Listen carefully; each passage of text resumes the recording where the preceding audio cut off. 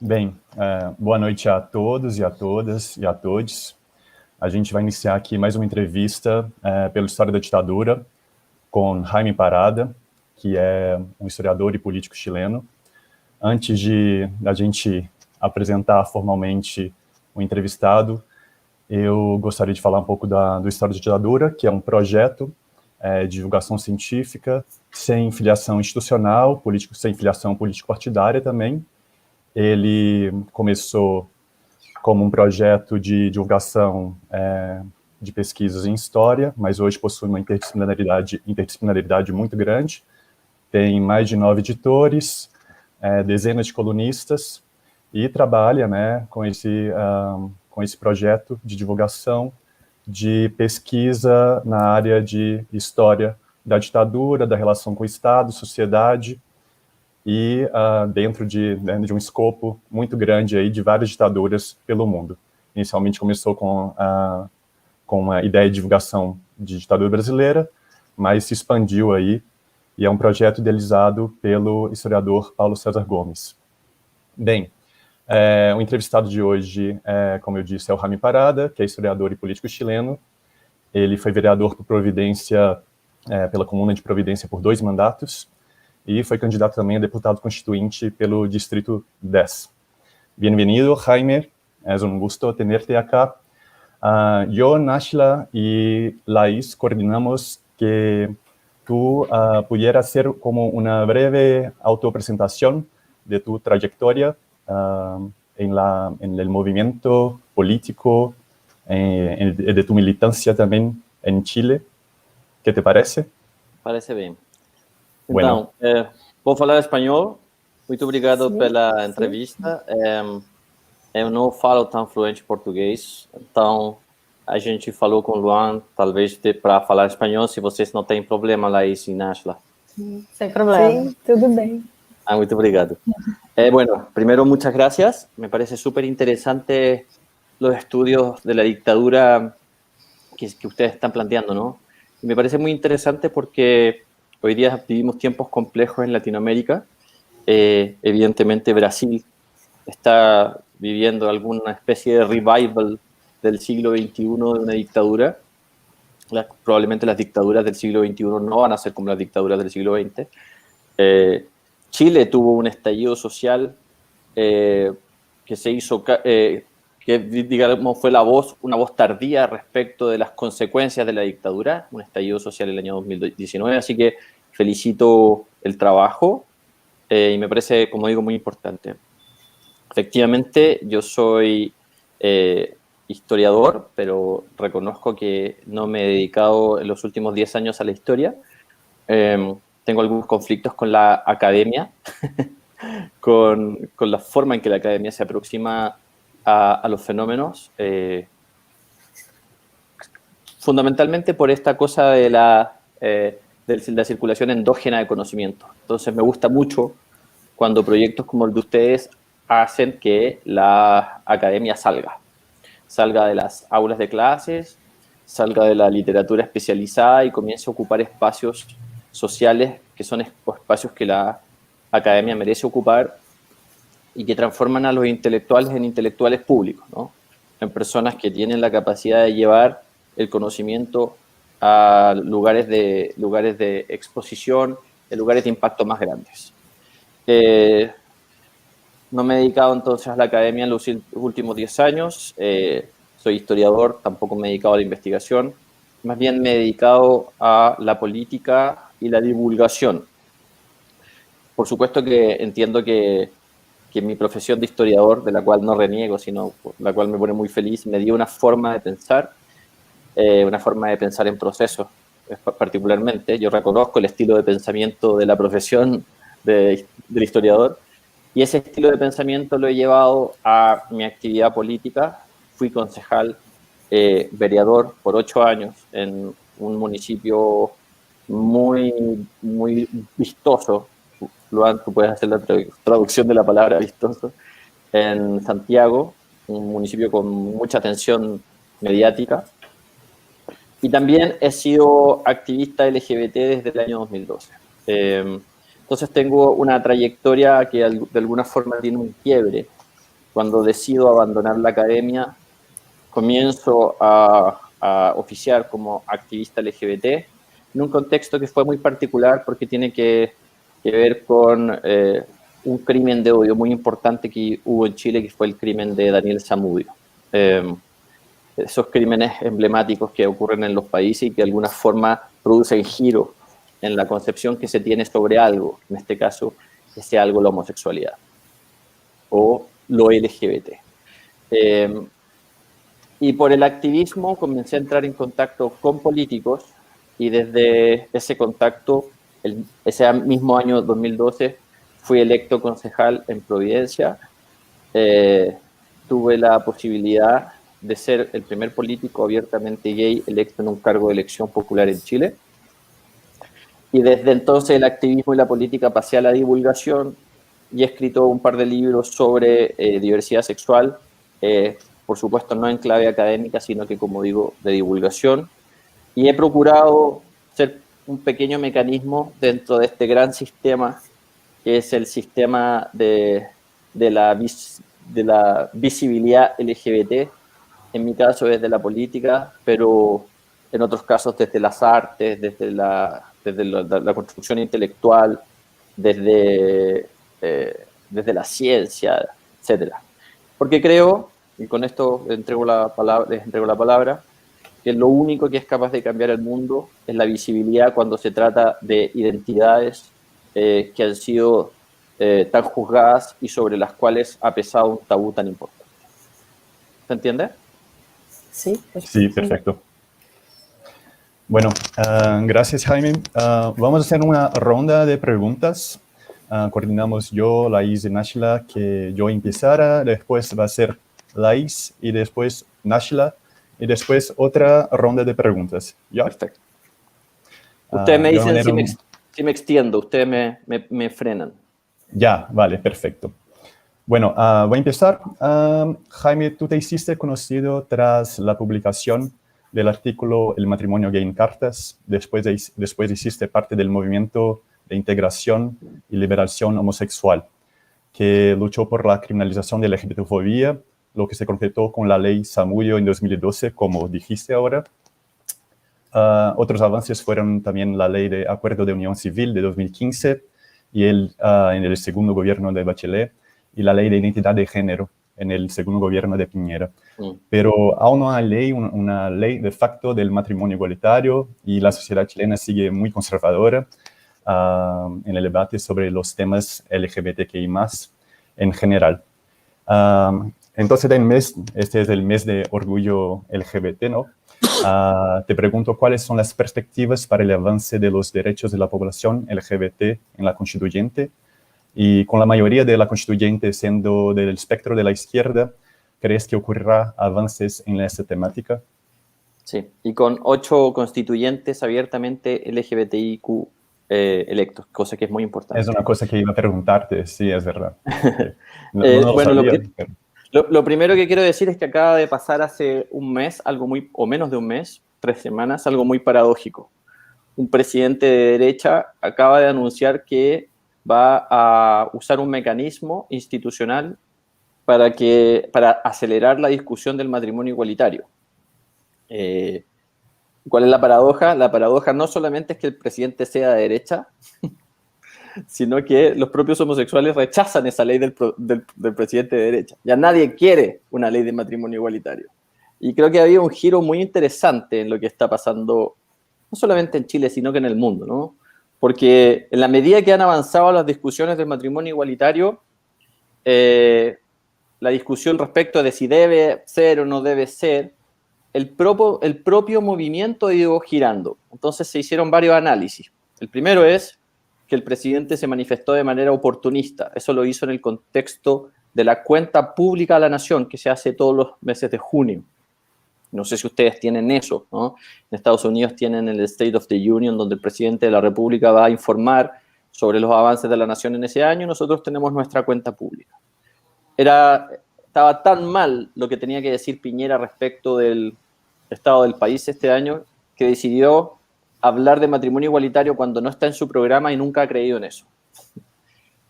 Como digo, esa es la primera paradoja, ¿no? Un presidente de derecha que nunca ha creído en eso, anunciándolo. Segundo, un movimiento LGBT que no celebró de ninguna forma esto. Porque, como digo, en la medida que ha ido avanzando la conciencia respecto de los derechos, el matrimonio, que parecía ser como la piedra angular de la lucha por sus dimensiones simbólicas y jurídicas, ha ido perdiendo importancia. Ha ido perdiendo importancia para los heterosexuales. Ya en este país cada vez menos personas se casan. Y, por supuesto, ha ido perdiendo importancia para los homosexuales. Porque, evidentemente, se comenzó a entender que el matrimonio como en sí mismo es una institución conservadora. Y en segundo lugar, porque también se ha creado una conciencia respecto de que hay otras urgencias. Por ejemplo, se está hablando hoy día, nadie ha mandado un proyecto de ley aún, según entiendo, pero se está hablando de cupo laboral para las personas trans. Sabemos que las personas trans en Chile y en el mundo están subempleadas y terminan teniendo una vida probablemente muy mala, incluso con una menor expectativa de vida, ¿no? Por el hecho de tener que ejercer trabajos los cuales pueden ponerlas en peligro. Se está hablando de una reforma a la ley antidiscriminación para que esa ley antidiscriminación tenga una institucionalidad. Porque una ley por una ley no sirve mucho si es que no existe una superestructura que proteja los derechos de las personas discriminadas, ¿no? En Argentina existe el INADI, que es el Instituto Nacional contra la Discriminación, la Xenofobia y el Racismo.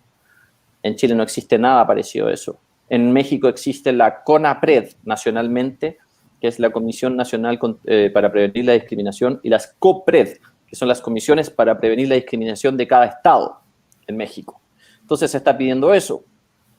Se están pidiendo leyes de filiación, leyes para que las parejas de un mismo sexo que ya tienen hijos puedan ser ese hijo reconocido como hijo o hija de ambos padres o de ambas madres. Yo en lo particular creo que es muy importante, no lo que hizo Piñera, porque él no cree en esto, pero sí creo que es importante que se apruebe el matrimonio igualitario porque ese es el último bastión de los conservadores. Creo que lo que vuelve locos a los conservadores, los que los transforma, los vuelven en Mr. Hyde, ¿no? Pasan de Mr. Jekyll a Mr. Hyde, es cuando le hablan de la familia. Y el matrimonio tiene que ver con la familia. Entonces, a nivel de dimensiones simbólicas, nada es tan simbólico para repensar o deconstruir una sociedad conservadora, heteropatriarcal, machista, que pensar una familia compuesta de una manera distinta a cómo está compuesta la familia, no sé si se dice así en portugués, del pesebre, ¿no? Con la Virgen María, San José y el niño. Yo siempre digo que el modelo de los conservadores es la del pesebre y ese modelo prácticamente es un modelo que está en retirada, ¿no? Hoy sabemos que las familias están compuestas por muchas madres que crían solas a sus hijos, ¿no? Por muchos padres que han abandonado y por lo tanto deciden no ser parte de la familia, por lo tanto ya no son parte de la familia, por abuelos que crían a sus nietos, por tíos o tías que crían a sus sobrinos, por parejas de un mismo sexo que crían a los hijos de una u otra, o bien que en Chile, mintiendo, tienen que adoptar como solteros o solteras. Entonces, este es un país que tiene una fachada, parece ser un país muy conservador, efectivamente, porque no ha aprobado algunas leyes sustantivas como el matrimonio igualitario, pero hay una fractura muy importante, ¿no? Porque la mayor parte de las personas hoy día está de acuerdo con el matrimonio igualitario, un 70%. En 5 años, la aprobación de las adopciones por parte de personas LGBT ha pasado de un 45% a un 65%. Y la fractura está en que esas ideas, esos sentidos comunes, esa conciencia respecto de nuestros derechos no está instalada en el Congreso. De hecho, de nuestros poco más de 200 parlamentarios, o poco menos de 200 parlamentarios, no me acuerdo si estoy más o menos porque hubo un cambio en la composición hacia una elección, no hay ni uno que sea abiertamente LGBT, ninguno. Entonces uno podrá decir, o hay alguien que nos está mintiendo ahí, o realmente la complejidad de la sociedad, ¿no? Las formas de ser y estar en la sociedad no están representadas en ese parlamento. Y una duda sobre la constituyente, tú dijiste que fueron 8 electos Sí, LGBTs. ¿Y de cuál lista? ¿Tú de sabes? distintas listas, pero por supuesto ¿De que distintas ninguna listas? derecha. Sí, ninguna derecha. Ya, perfecto. Entiendo que hay la lista de independientes completamente, está la lista de Apruebo Dignidad, que es la que junta al Frente Amplio con el Partido Comunista, y la lista de la Unidad Constituyente, que es la de la ex Concertación, que fueron quienes gobernaron el país durante mucho tiempo desde la centroizquierda. Sí, ¿y la lista del pueblo también? No sé si en la lista del pueblo lo hay. Ah, sí. Ya. No Bueno, lo voy a sé. investigar después. Yo también. Ya, voy, voy a pasar la palabra para Laís Opa. Correia. Luan, eu vou só inverter com a Náshila, que a gente ok. combinou para ela já fazer a pergunta dela logo. Eu acho que eu perdi isso, desculpa, gente. Tudo bem. Não, que aí depois a Laís vai fazer uma questão mais específica. Eu vou dar continuidade ao tema. Primeiro, muito obrigada, Jaime, pela disponibilidade de conversar conosco nesse momento tão delicado, não só de neoconservadorismo global, mas também de pandemia, né? Em que os povos estão muito virados para dentro, digamos assim. Obrigado. Nós temos um número bastante grande, bastante significativo de historiadores e historiadoras dedicados à história do Chile, aqui no Brasil, né? Então, também esse é um motivo de interesse para nós nessa entrevista. Bom, eu vou fazer uma pergunta geral e você fica à vontade para responder como se sentir melhor.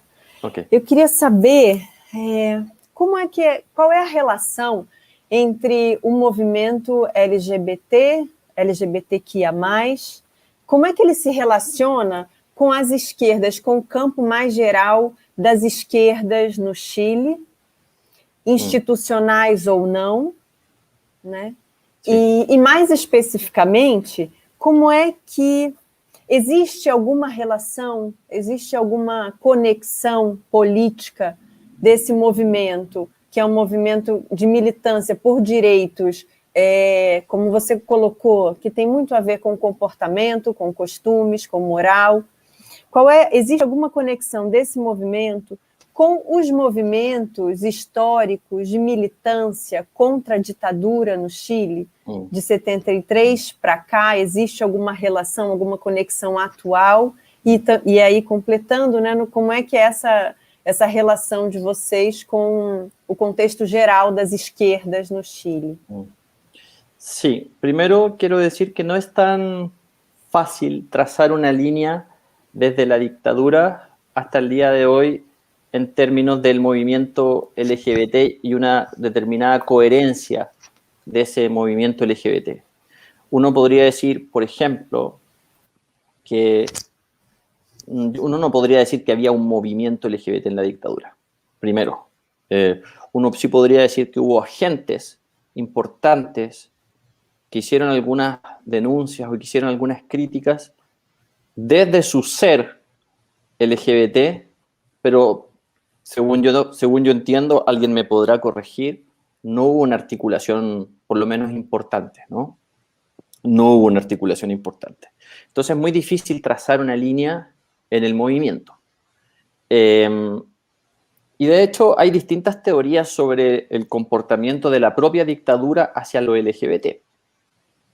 Una de ellas es que hubo una cierta tolerancia de la dictadura, por ejemplo, a los bares y a las discotecas gays. Y de hecho funcionaron, varias de ellas. Y no se reportan grandes vulneraciones desde ese punto de vista. Otros dicen que probablemente por el silenciamiento de la prensa y por el miedo a la denuncia, esos procesos quedaron invisibilizados. Y eso es importante hacerlo notar porque hay un gran vacío ahí, ¿no? Yo sé que, por ejemplo, Renan Quinalia ha hecho algún trabajo sobre la dictadura y el movimiento. Ese trabajo en Chile no existe porque creo que hay muy pocas fuentes. Y yo, como digo, hay una zona oscura ahí que no la conozco bien.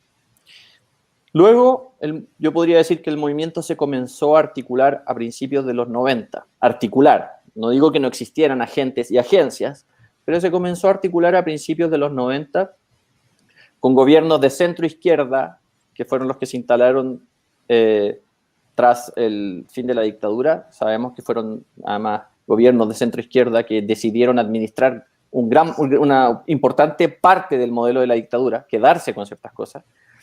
Y ahí el movimiento comenzó a experimentar las resistencias conservadoras de esa propia centroizquierda.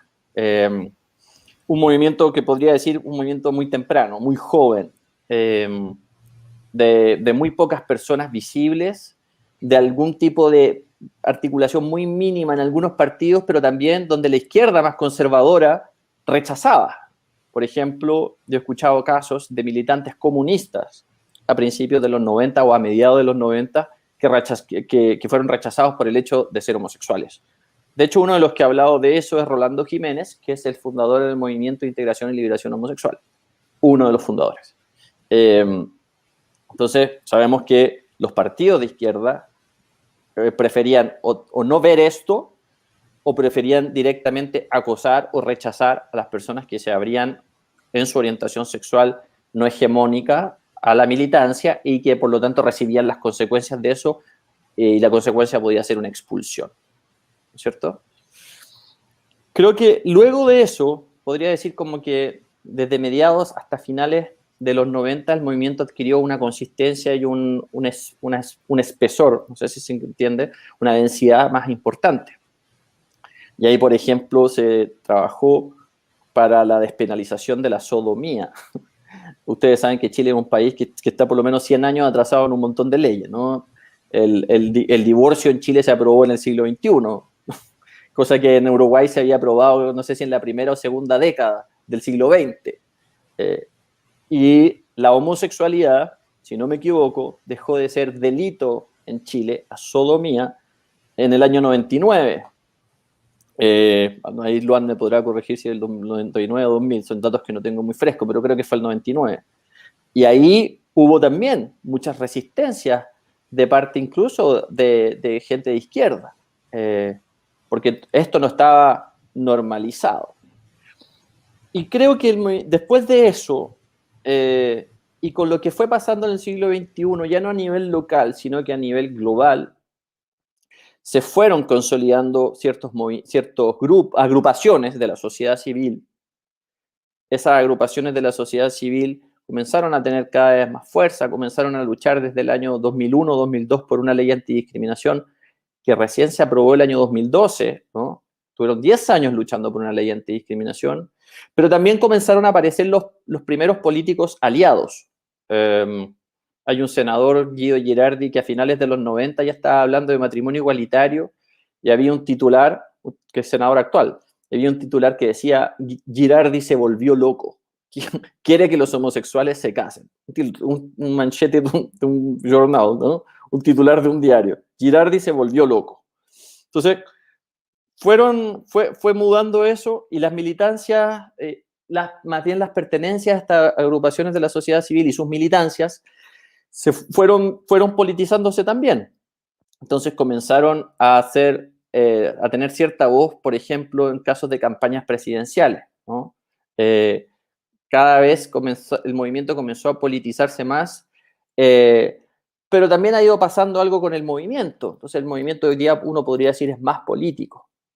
Apoyan a candidatos, como acaba de pasar, que apoyan a candidatos a alcaldes o alcaldesas o a constituyentes, ¿no? Este es nuestro candidato, nuestra candidata, perdiendo el miedo al ser asociados con un determinado partido político, por ejemplo. Pero esto es una tesis mía lo que voy a decir, pero también al mismo tiempo que eso ha ido pasando, el movimiento ha dejado de ser hegemónico en cuanto las organizaciones han dejado de ser las detentoras del discurso. Y eso es algo súper relevante que ha pasado.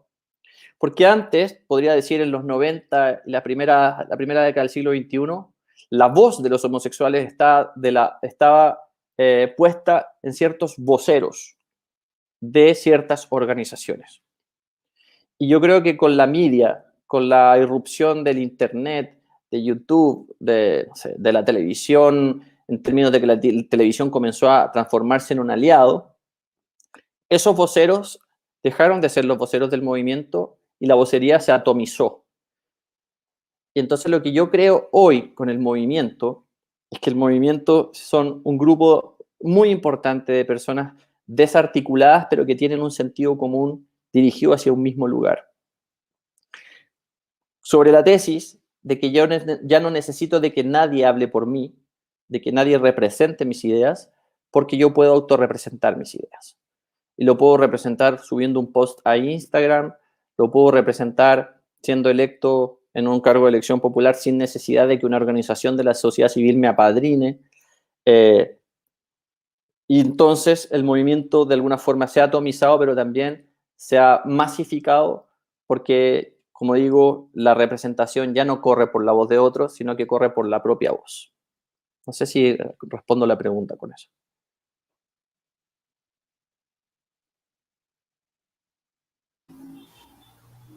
Sim, sim, perfeito. Obrigada, Jaime. Dígalo. Luan, no te escucho. Tá mudo. Sem microfone, Luan. Pronto, eu perguntei para a Náshila se ela gostaria de acrescentar alguma coisa. Ahí sí. Não, estou satisfeita. Muito obrigada. Ok. Jaime, la ley es de 99, que dejó de ser 99. crimen. Sí. ¿Cuándo fue en Brasil? Pucha, no lo sé. Voy a investigar también, pero no me Googlea acuerdo ahora. Sim. Vou passar a palavra para a Laís agora. Laís, por favor. Obrigada, Luan. Jaime, obrigada também, te agradecendo por estar aqui conversando com a gente hoje. A minha pergunta vai ser um pouco mais direcionada, e aí também falando, né, quanto uma pesquisadora do processo da transição política do Chile, né, ali nos anos 90, eu queria te perguntar um pouco o que você acha que mudou na percepção até mesmo, né, dessas agrupações da sociedade civil que você acabou de comentar, sobre esse processo da transição, né, o que se tinha, a visão que se tinha antes, né, durante os anos 90, em que esses grupos, né, do centro-esquerda estavam dominando o cenário político, e se você acha que, a partir principalmente dos movimentos, das manifestações de 2019, né, teve uma mudança muito grande na percepção dos chilenos de uma forma geral, e aí também te pedir para falar um pouco sobre a sua percepção, né, sobre esse processo de transição que, na verdade, a gente viu, né, nessas manifestações algumas bandeiras levantadas sobre a questão de que agora, né, agora com esse processo da Constituinte, estava sendo, de fato, né, concluída a transição chilena. Então, isso coloca, acho que, uma questão que é ao mesmo tempo política e também teórica, né, para o campo da história, de como a gente enxerga esses processos de transições políticas, se dá para a gente ainda falar em transição, quando a gente pensa aquele momento ali dos anos 90, que se manteve todo o projeto neoliberal da ditadura chilena, né, que foi um modelo para a América Latina, que se manteve a Constituição também. Então, eu queria que você comentasse um pouquinho sobre essa noção, né, da transição, e aí a tua opinião pessoal também, e a sua percepção sobre isso. Sí, mira, nunca he hecho una reflexión teórica sobre la transición chilena. Sí existen muchos chistes, ¿no? Muchas piadas sobre la transición chilena. Siempre que pasaba algo decía, ahora sí que se acabó la transición. Fue electa una mujer, una presidenta mujer, ahora sí que se acabó la transición, ¿no? Ricardo Lagos cambió la constitución, o sea, modificó artículos, ahora sí que se acabó la transición. Y cada vez que pasaba en Chile algo, ya se transformó como en un mantra, pero pasó de mantra a chiste, que ahora sí que se acabó la transición. La cosa es que yo creo que con el movimiento social del 2019, ahora sí que se acabó la transición. Porque yo creo que los pactos de la dictadura ya no están vigentes. Y mientras estuvieron vigentes esos pactos de la dictadura que transitaron hacia los gobiernos democráticos, evidentemente se estaba produciendo una transición extendida, una transición que no terminaba nunca, una transición infinita. Porque efectivamente los gobiernos de centro-izquierda decidieron hacer que pervivieran estructuras de la dictadura. la estructura más perviviente, no sé si existe esa palabra, pero que tuvo más vigencia, es la estructura económica. Y esa estructura económica, sabemos que el neoliberalismo, y no solamente una estructura económica, sino que un modelo de sociedad, ¿cierto? Esa estructura estuvo vigente hasta el 17 de octubre de 2019, porque el 18 fue el movimiento. Y es muy interesante pensarlo, porque se estuvo latiendo, ¿no? Estuvo, no sé cómo decirlo, fraguándose, cocinándose a fuego muy lento un descontento con el modelo. Y el problema es que no sabíamos cuán agresivo era el modelo, sino que hasta que el modelo tuvo que empezar a mostrar sus resultados. Y el modelo empezó a mostrar sus resultados bastante antes, ¿no? Por ejemplo, con la educación. Cuando teníamos a cientos de miles de estudiantes endeudados con un modelo que bancarizó la educación, y cuando esos estudiantes salieron al mercado laboral, ya no para trabajar, sino que para trabajar, para pagar su crédito universitario, entonces comenzó ese descontento latente, ¿cierto? Y ese movimiento estudiantil fue muy precursor de lo que pasó el 18 de octubre del 19 y de ahí en adelante. También antes había pasado con los modelos de educación, con el modelo de educación escolar, y en el 2006, no me acuerdo bien, hubo un movimiento que se llamó el movimiento de los pingüinos. Aquí se dice pingüinos porque los estudiantes se visten de blanco y negro como si fueran pingüinos. Y luego vinieron una serie de reivindicaciones que comenzaron a ser muy importantes también, ¿no? El movimiento, por ejemplo, de no más AFPs, cosa que es muy impresionante que en Brasil el dictador que ustedes tienen de turno quiera llevar ese modelo de pensiones, ¿no?, de la mano de Paulo Guedes, cuando aquí ha fracasado de manera brutal y en parte es un gran activador del movimiento del 18 de octubre del 19. Entonces comenzaron a haber marchas contra el sistema de jubilaciones, de aposentadoria, se dice, o aposentamento, ¿cómo se fala en portugués? Comenzó a haber un malestar gigantesco por eso, pero también comenzaron a haber marchas contra grandes proyectos energéticos, ¿no? Se quería inundar, se han querido inundar valles de Chile para construir represas que no representan grandes mejorías. Se quería hacer un proyecto de intervención gigantesco en la Patagonia, ¿no? Una gran represa en la Patagonia, y con la amenaza de que Chile se iba a quedar sin luz si no se aprobaba. Resulta que no se aprobó y Chile está lleno de luz. Entonces, eso que se comenzó a cocinar a fuego lento terminó instalándose como un sentido común. Y ese sentido común es: el modelo no da las respuestas que tiene que dar. Y por lo tanto, ese no es el modelo que queremos. Entonces, cuando pensamos en la transición, pensamos también que esa transición es parte, o sea, ahora comienza a acabarse, comienza el fin de la transición cuando se instala este nuevo sentido común durante el siglo XXI, cuando se ven los resultados del modelo, pero también, y esto es lo más interesante, cuando la gente entiende que para terminar con ese modelo hay que cambiar con esa infraestructura institucional que nos legó la Constitución del 80. Entonces, hubo que encontrar un culpable, y ese culpable era la Constitución. Y se instaló la idea generalizada de que el problema de las pensiones, de que el problema de la educación, de que el problema de la salud, que en Chile es muy mala, tenemos un muy mal sistema de salud, de que el problema del empobrecimiento, de la distancia entre ricos y pobres, es un problema de la Constitución. Y eso es muy interesante de pensarlo, porque se encontró un enemigo común que fue capaz de englobar, de aglutinar todo eso. Y si tú le preguntas a la gente en la calle, hoy día la gente te dice el problema es la Constitución. Cosa, y con esto termino, que me parece más interesante aún, porque durante toda la transición nos dijeron que la Constitución no era importante. Le dijeron a las personas que la Constitución no era importante. Que la Constitución era más bien una cosa que estaba ahí en algún limbo, en un mundo de las ideas, ¿no? Que su problema realmente era que tenían que esforzarse mucho para trabajar. y poder tener todas las cosas que ellos quisieran, ¿no? ¿Qué es lo que dice el neoliberalismo?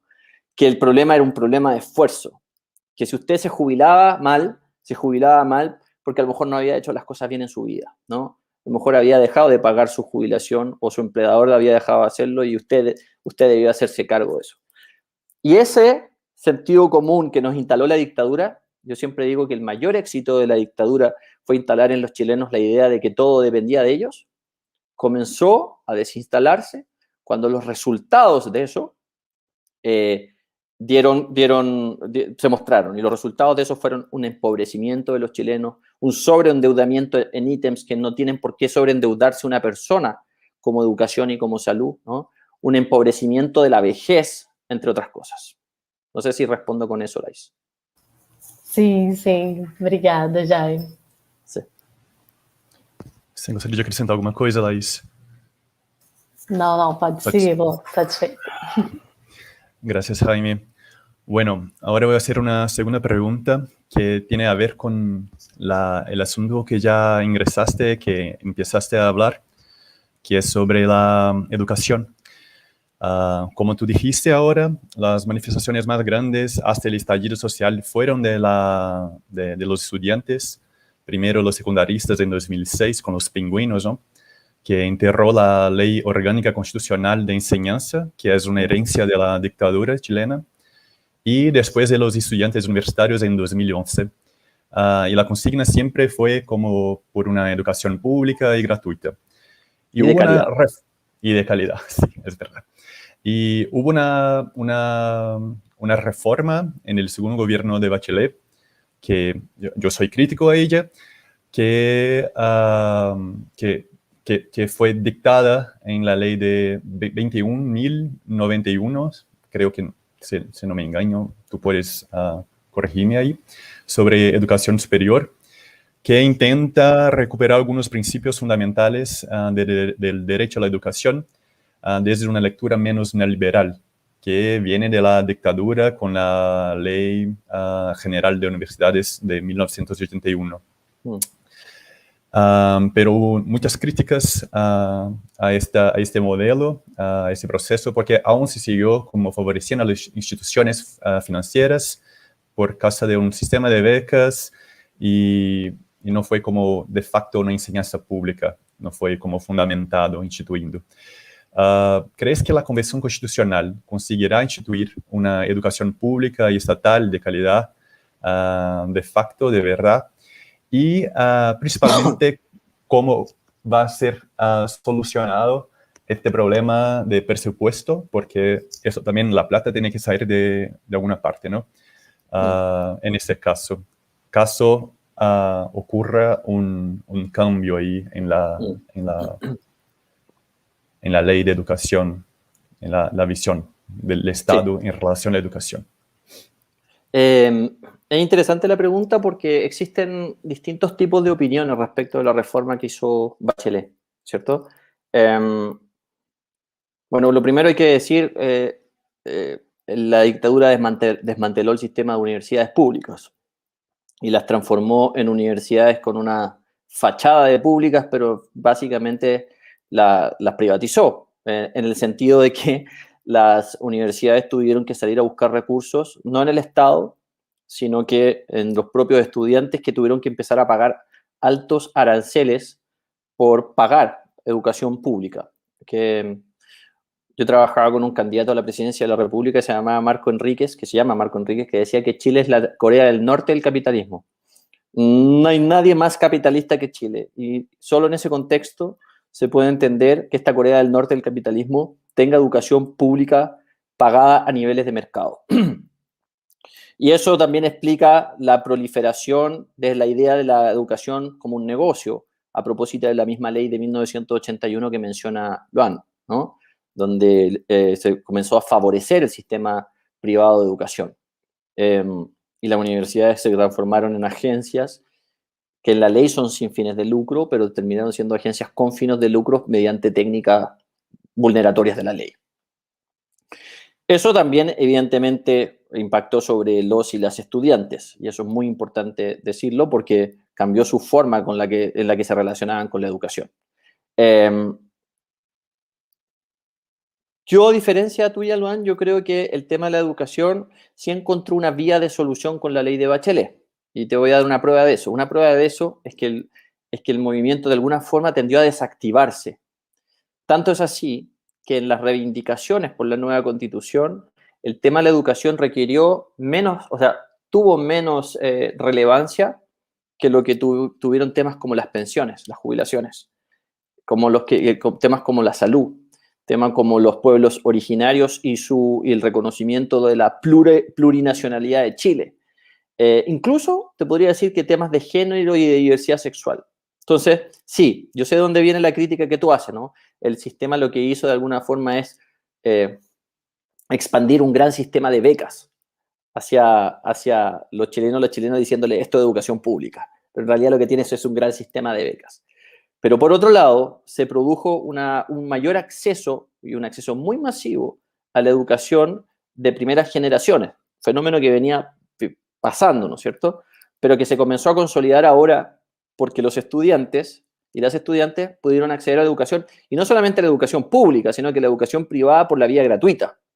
Y ese es el elemento del sistema de becas, ¿no? Ahora, creo que efectivamente la crítica es justa en la medida que no estamos consolidando un gran sistema de educación pública.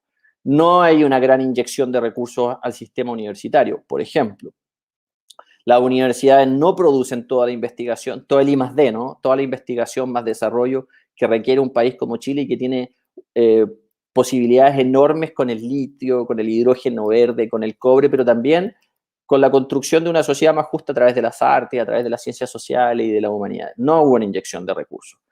Pero voy a decirlo a nivel político, porque a nivel educacional te encuentro toda la razón. A nivel educacional, esto no es un gran sistema fortalecido de educación pública, sino que hay una masa de estudiantes becados para el ingreso a la universidad.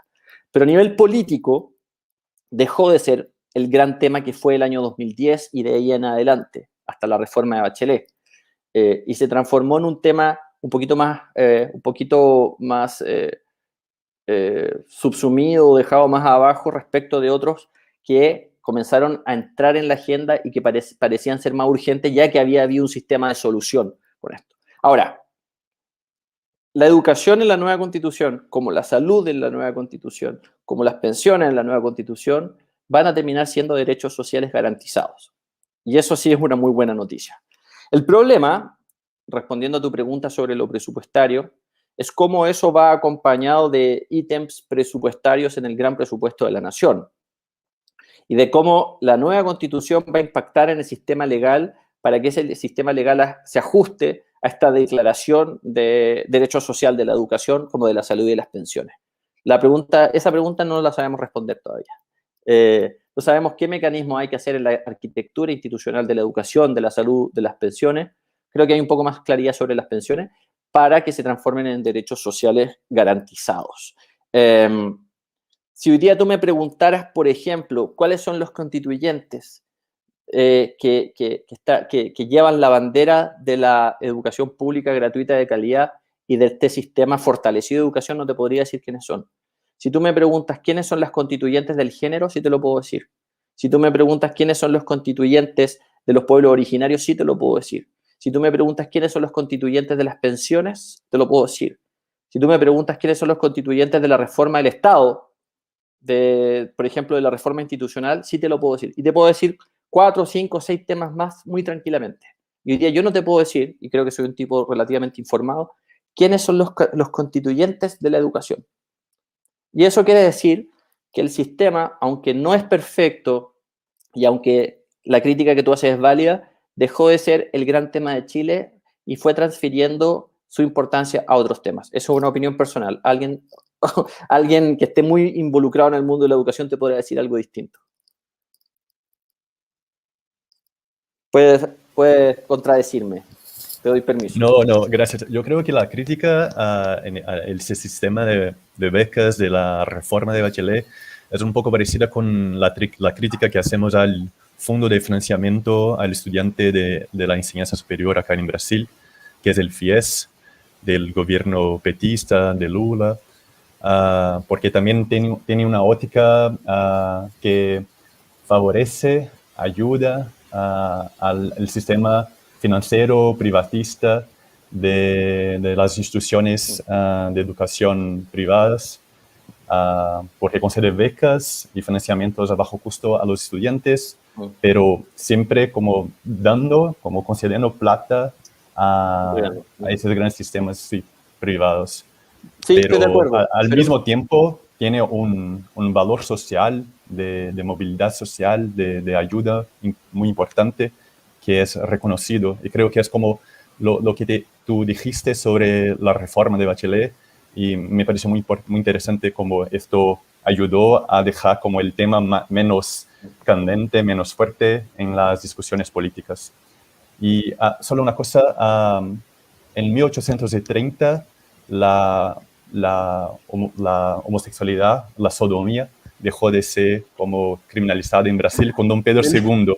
Pero bueno, esto en la ley, ¿no? Pero después... Hasta la monarquía lo hizo, mi gente, que nosotros lo hicimos en la República.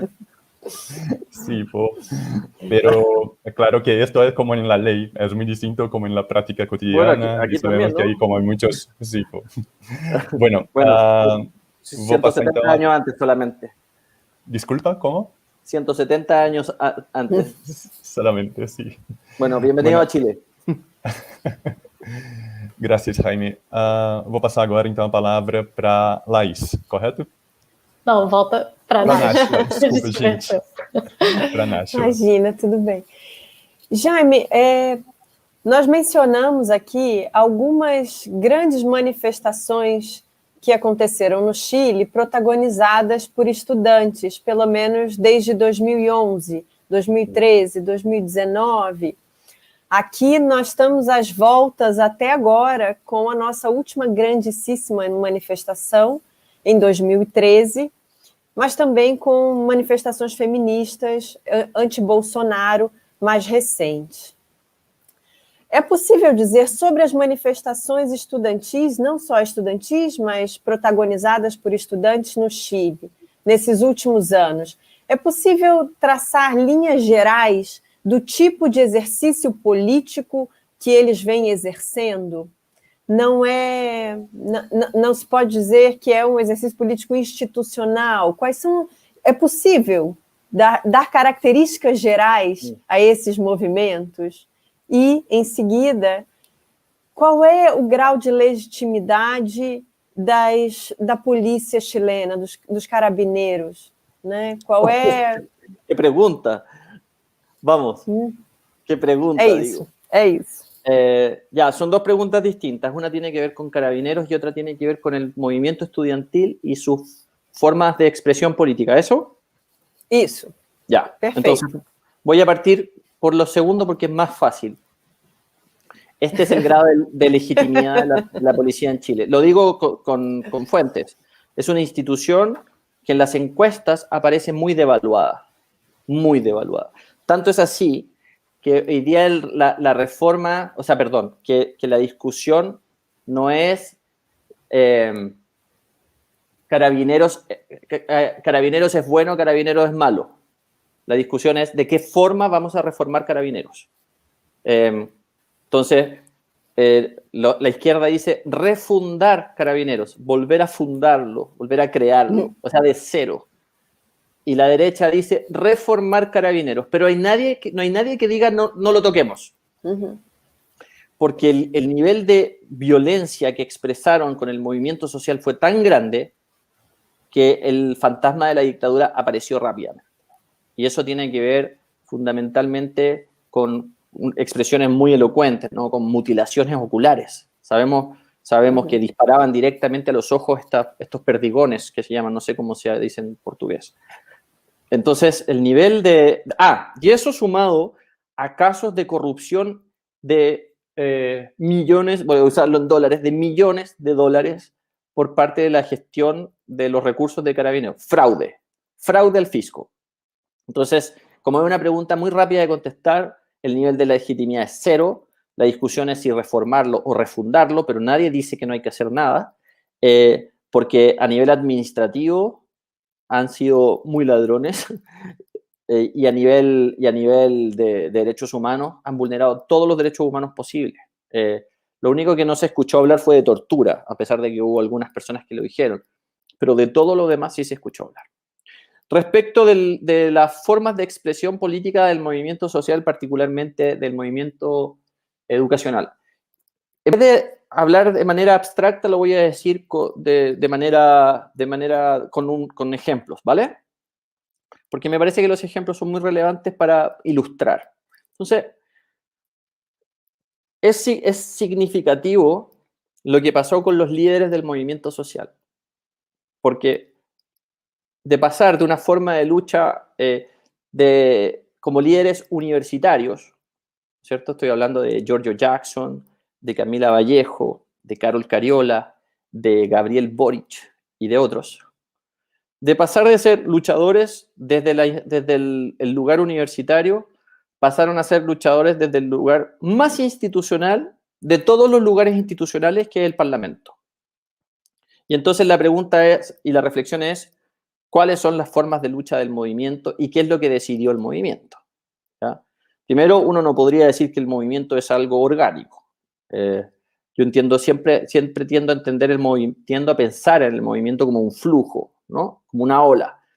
Pero nadie puede controlar lo que pasa dentro de esa ola. Pero sin embargo, la ola va hacia un lugar. Ese lugar generalmente es hacia la playa, ¿no? Hacia la orilla. Entonces, ese flujo, que es un flujo bastante incontenible, tiene distintas formas de expresión. Pero sí, quiero decir, que aun cuando existe una multiplicidad de formas de lucha dentro, había sectores más anárquicos, había sectores más institucionalistas, se decidió que este movimiento tenía que llegar a los lugares de toma de decisión. Y eso es importante.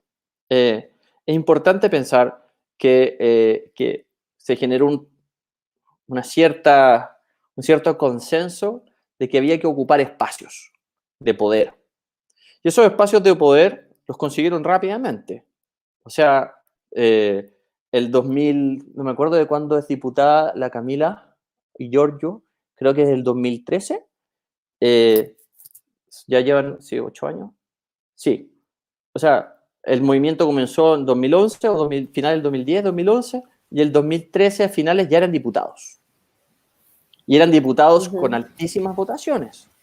La Camila y Giorgio y Boric, todos ellos eran diputados y diputadas con altísimas votaciones. Entonces, la lucha de la calle, ellos la entendieron como algo relevante, como una agencia de presión muy importante, pero entendieron que la calle no bastaba.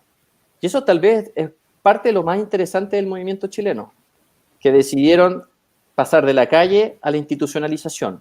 Por supuesto que dentro de esta ola hubo mucha crítica a eso, mucha crítica, sobre todo de los sectores más ultras, ¿no?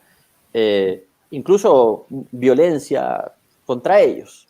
Yo me acuerdo de haber algún día haberme encontrado con Camila en una calle y caminar junto y venía gente acosándola, gritándole cosas, como traidora, no sé qué cosa. Y ella ya lo había naturalizado. Pero en realidad no hubiéramos hoy día tenido una reforma al sistema de educación si no hubiéramos tenido a Camila Vallejo, por ejemplo, presidiendo la Comisión de Educación de la Cámara de Diputados.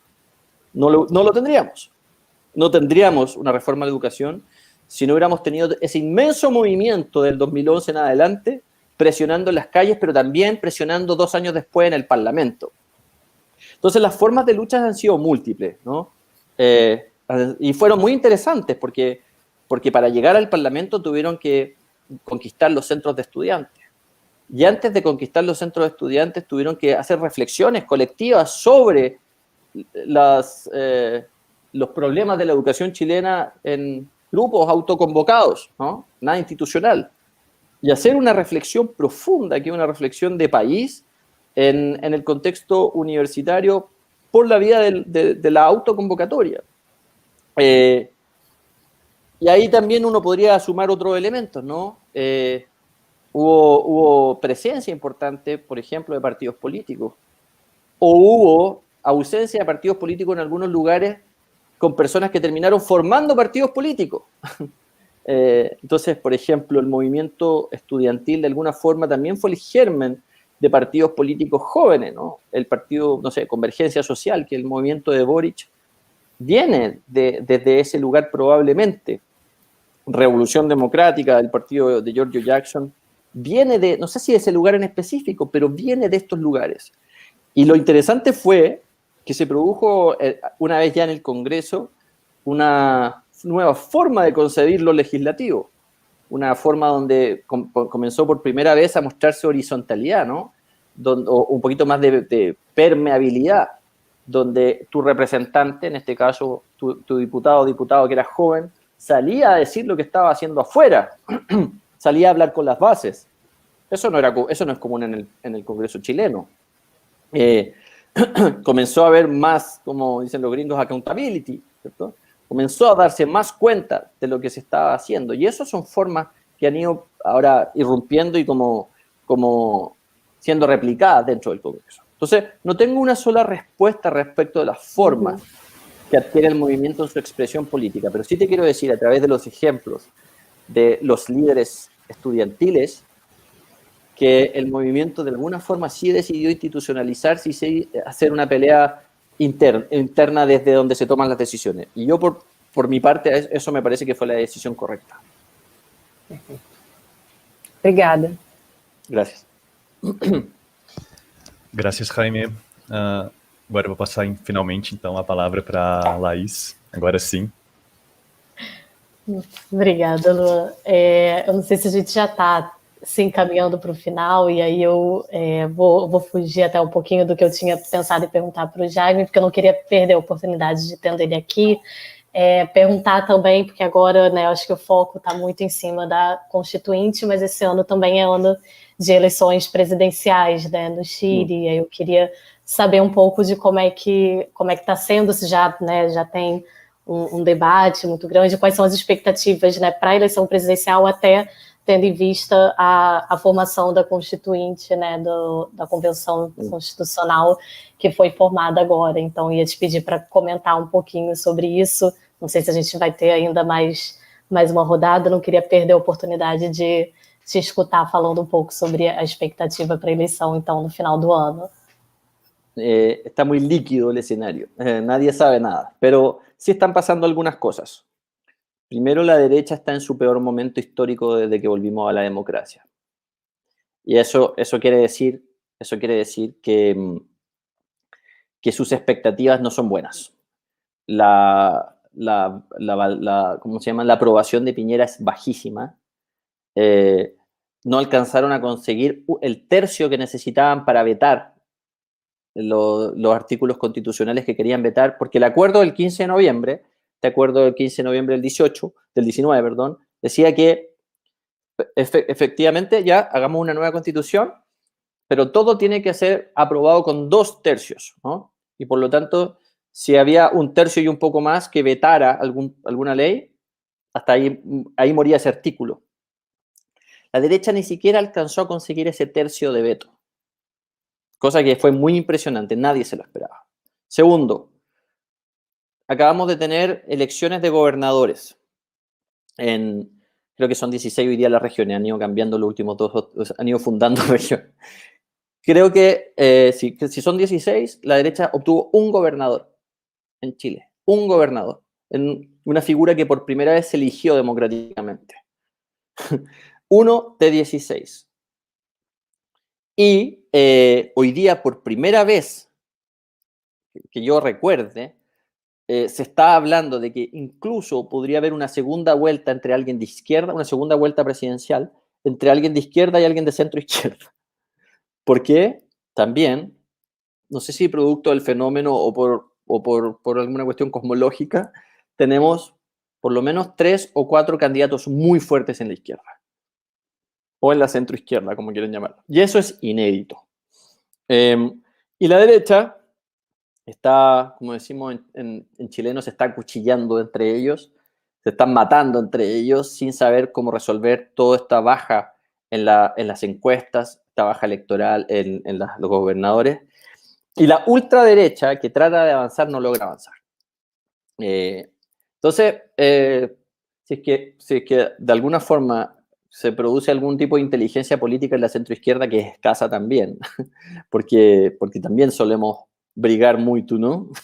Pelear mucho, vamos a poder tener 3 o 4 candidatos que sean realmente competitivos y llegar a la primera vuelta, si no con uno, por lo menos a lo sumo con 2 candidatos que sean muy fuertes y que puedan conseguir más votos que lo que conseguiría la derecha. Y eso es inédito. Y ese sería el mejor escenario para la constituyente. Porque el próximo periodo, tanto parlamentario como presidencial, muchos dicen va a ser el más difícil de la historia contemporánea de Chile, ¿no? Porque va a haber una constituyente funcionando que a lo mejor va a querer o va a definir que ese parlamento que está rigiendo se disuelva, porque vamos a pasar de ser bicamerales a ser unicamerales, ¿no? Vamos a pasar de tener Senado y Cámara de Diputados a ser una sola cámara, que probablemente se llama de diputados. Y entonces, como a Chile siempre le gusta decir que las reglas del juego siempre están muy claras y que no hay que cambiar las reglas del juego en el camino y que ese es el fundamento de la estabilidad de Chile. Bueno, las reglas del juego van a cambiar durante. y como van a cambiar durante, creo que es mejor, evidentemente, tener un presidente que se alinee con la voluntad de la Asamblea Constituyente, que uno que sea refractario, uno que es que no quiera asumir aquello que va a pasar, que efectivamente van a haber modificaciones institucionales durante el mismo periodo. Obrigada, Jaime. Acho que o cenário chileno deixa a gente até mais esperançoso aqui no Brasil, né? Veremos. Obrigada. Gracias, Jaime. Voy a pasar la palabra para Náshila, que quiere hacer otra pregunta para ti. Vou fazer uma pergunta rápida, eu sei que a gente está extrapolando só um pouquinho o tempo combinado. Esperança é uma palavra complicada, que tem sido bastante complicada por aqui ultimamente. Mas, bom, em 2017, Verônica Valdívia, uma historiadora chilena, esteve aqui num seminário internacional de história do tempo presente. La conozco.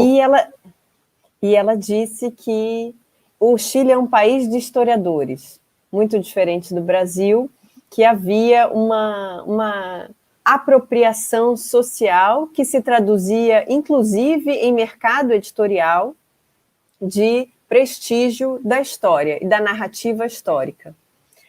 Eu queria te perguntar, então, minha última pergunta, como é que isso está acontecendo hoje, essa relação entre a intelectualidade e a mobilização política? Existe? Isso acontece, de fato? Mira, yo creo que o llevo mucho tiempo fuera del mercado de la historia, del mundo de la historia, o no estoy de acuerdo con Verónica. Por ejemplo, Chile no es un país productor de intelectuales públicos. En Chile no hay intelectuales que marquen pauta política, sea en el Parlamento o sea en los medios de comunicación. O sea, por ejemplo, Estados Unidos sí tiene una tradición de intelectuales públicos, ¿no? Que es un concepto que me parece interesante a mí. Como pensar cómo desde la intelectualidad, muchas veces adscrita a la academia, sale ese sistema de ideas, sale ese sistema de pensamiento y llega a la sociedad, por ejemplo, en el nivel de las propuestas políticas o en el nivel de la discusión pública sobre un proyecto de ley o algo por el estilo, ¿no? Creo que ha habido un avance, efectivamente, y hay algunos académicos importantes que se han transformado en intelectuales públicos. Uno de ellos es Fernando Atria, que es un abogado constitucionalista que fue muy votado, porque la gente sabía que estaba votando por alguien que sabía mucho y un tipo que fue capaz de bajar la discusión constitucional desde este Olimpo académico hacia la cuestión más del día a día, ¿no? Pero yo no estoy seguro de que la academia esté saliendo de manera correcta a cumplir un rol en la transformación social como uno quisiera que realmente lo hiciera. Creo que soy un poco crítico de eso y yo por eso también un poco abandoné la disciplina, porque como yo les dije al principio, yo siento que en este país, por lo menos, la circulación de los conocimientos es muy endógena. Hay mucha construcción de historia para historiadores. Yo creo que cuando yo que tuve la experiencia de estar en la academia y ahora que tengo la experiencia de estar fuera de la academia, me doy cuenta de que, de que hay una deuda importante de los intelectuales, de los productores de conocimiento, con el cómo bajan, como decimos en español, cómo aterrizan ese conocimiento para que ese conocimiento se transforme a su vez en modificaciones de orden político, económico, social o cultural. Soy un poco crítico de eso, así que no puedo decirte una mentira, es lo que pienso.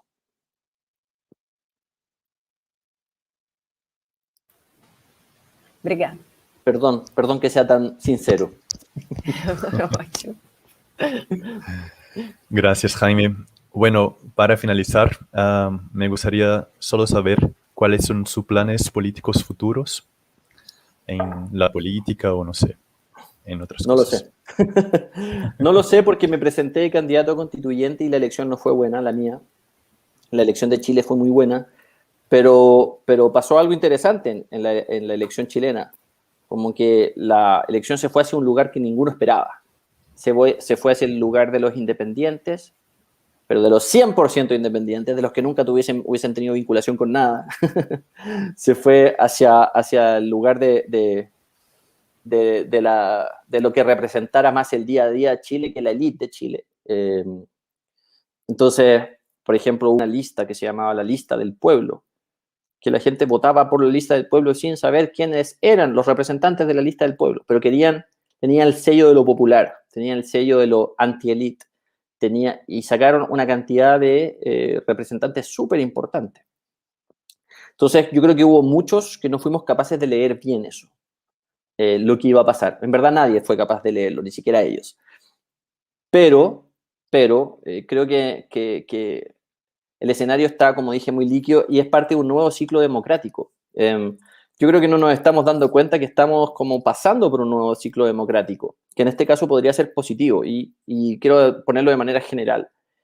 Yo creo que los partidos políticos pasaron a ser estructuras que ya no son representativas de lo que decían representar, primero. Segundo, hay una muy, muy baja valoración de los partidos, por lo menos en Chile.